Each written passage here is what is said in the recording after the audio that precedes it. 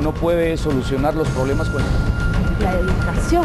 que las negociaciones Panorama Político, con periodistas de Noticiero Guatevisión, todos los sábados a las 19 horas, solo por Guatevisión.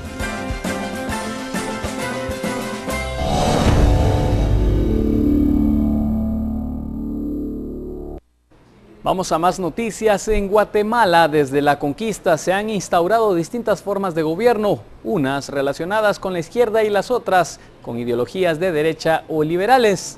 Nuestro compañero Miguel Salay entrevistó a varios académicos y políticos de diferentes tendencias para saber de qué se tratan estas dos corrientes ideológicas.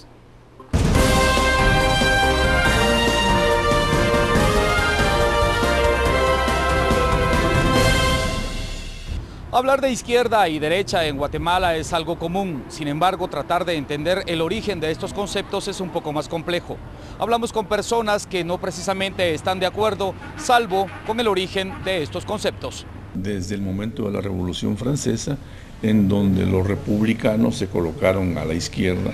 Y al lado derecho, digamos, del Parlamento, de las Cortes, en ese momento se sentaban los representantes de la oligarquía. Surgió la Revolución Francesa también, porque a la derecha de la convención se juntaban los más conservadores.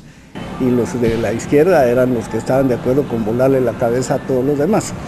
Ahora que ya sabemos el origen de estos conceptos, los entrevistados con sus palabras nos intentarán explicar en qué consiste, a quiénes beneficia y por qué son antagónicos. Un partido es de izquierda en la medida en que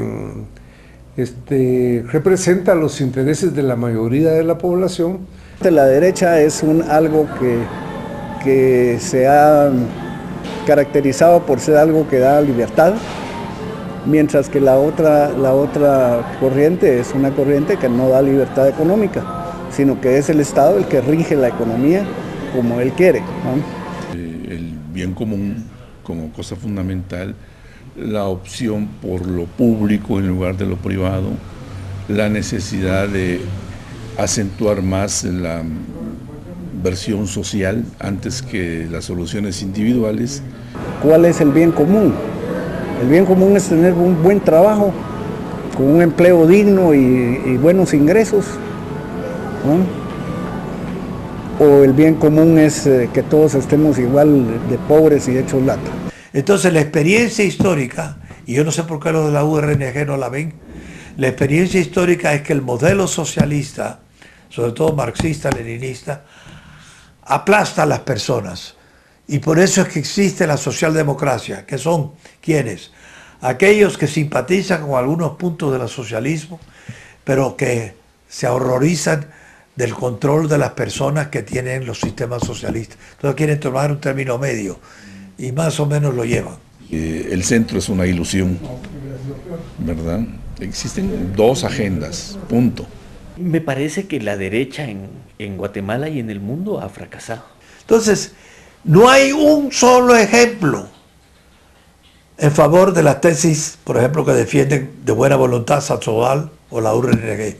Ni uno histórico. Ellos piensan en su finquita y hasta ahí se termina todo. Y esa derecha me parece que históricamente está condenada a dejar de existir, está condenada al fracaso.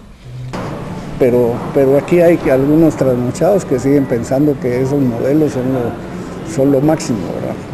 ¿Y por qué? Porque ellos consideran que ellos van a ser los líderes y que van a estar también como está Fidel, como lo clasificó ya la revista Forbes, como fue uno de los 10 hombres más ricos del mundo. Entonces, porque el capitalista invierte, tiene responsabilidad social empresarial,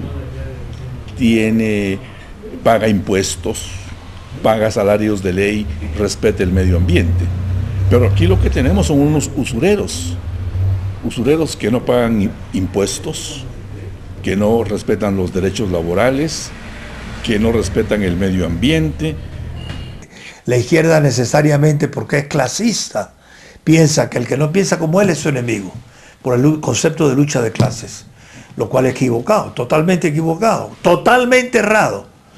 Y está probado pero todavía algunos se aferran a ese idealismo de extremo, ¿no? La figura del presidente Jacobo Arbenz Guzmán es sin ninguna duda tal vez el mejor presidente que ha tenido Guatemala. Hay un investigador uruguayo, García Ferreira, él ha trabajado mucho en la biografía de Jacobo Arbenz Guzmán y él encontró, por ejemplo, que antes de asumir la presidencia, él se preocupó por entender a profundidad los problemas de Guatemala y de América Latina. Él se acobardó, ¿verdad? Porque realmente se acobardó, ¿verdad?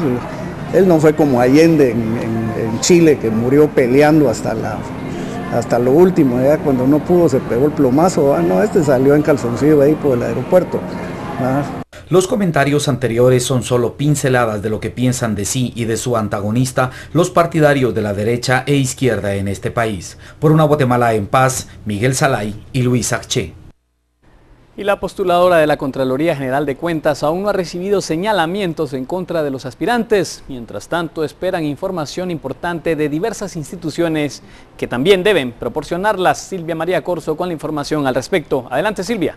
Así es, hasta este momento la Comisión de Postulación para elegir a Contralor General de Cuentas no ha recibido ningún señalamiento en contra de los 22 aspirantes que pretenden ocupar este cargo. Mientras tanto, los postuladores se encuentran a la espera de que diversas instituciones entreguen información relevante para así evaluar como es debido a cada uno de los aspirantes.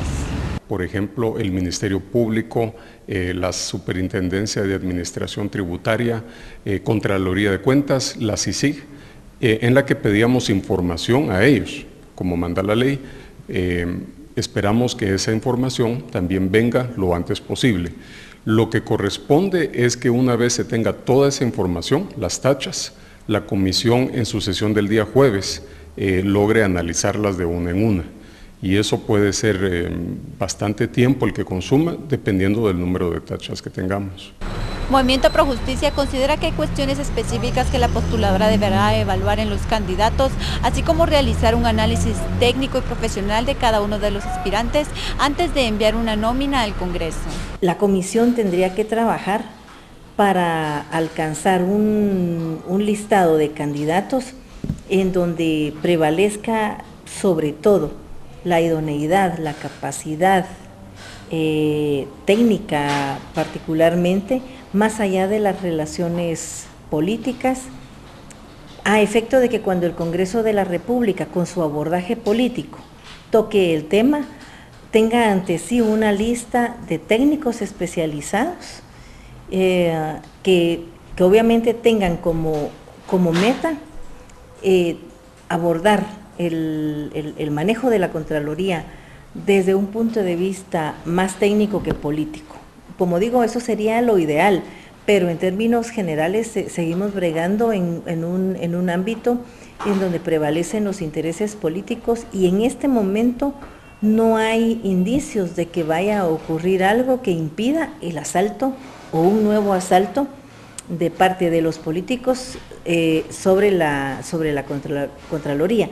Mañana vence el plazo para que puedan ser presentados los señalamientos en contra de cualquiera de los aspirantes y luego la postuladora se reunirá el jueves para así evaluar las pruebas psicométricas que fueron realizadas a los 22 aspirantes. Por una Guatemala en paz, Luis Acché y Silvia María Corzo. Y protestas bloquean los accesos al Congreso de la República mientras la oposición responsabiliza a las manifestaciones al Partido Patriota ante el pulso de fuerzas por ver quién se queda con la presidencia del Congreso. Ben Keichin se encuentra en ese lugar y nos tiene el informe a esta hora. Adelante, Ben. Nos encontramos en las puertas del Congreso de la República, donde ustedes pueden observar una manifestación que en estos momentos obstaculiza la entrada del Palacio Legislativo. Esto ha sido interpretado por algunos diputados de la oposición como una maniobra del oficialismo para evitar la sesión plenaria programada para esta tarde. Están tratando de generar un bloqueo de las entradas del Congreso para evitar que se dé la sesión del día de hoy. Yo lo que creo es que son medidas desesperadas que atentan contra el funcionamiento de un órgano del Estado.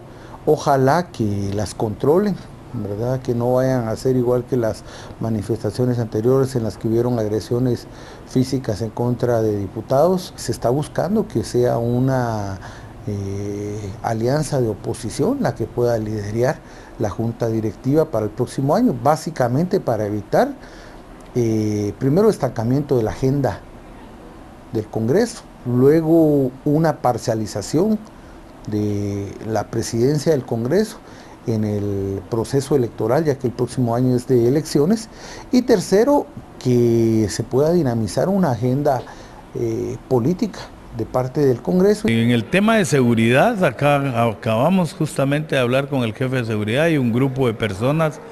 No visualizamos todavía cuál es la inquietud, cuál es la solicitud que trae. Esperamos de que no vayan a bloquearse y que podamos desarrollar la reunión con toda normalidad. Nosotros venimos por nuestra propia cuenta porque nosotros necesitamos vivienda, necesitamos ayuda, necesitamos bolsas. Ya no nos han estado dando bolsas y necesitamos que se pongan la mano en la conciencia de los diputados y que nos den vivienda para todos. Eso. ¿Hace cuándo? No venimos en representación de nadie. ¿Hace cuándo recibieron la bolsa? Porque nosotros necesitamos la ayuda. Entre gritos, los manifestantes esperan que los diputados escuchen sus peticiones. Sin embargo, los bloques legislativos en este momento están enfocados en buscar consensos para la elección de junta directiva. Hasta el momento se habla de 2 candidatos, el diputado Roberto Alejos y el actual presidente del Congreso, Aristides Crespo. Por una Guatemala en paz, Ben Chin y Noé Medina.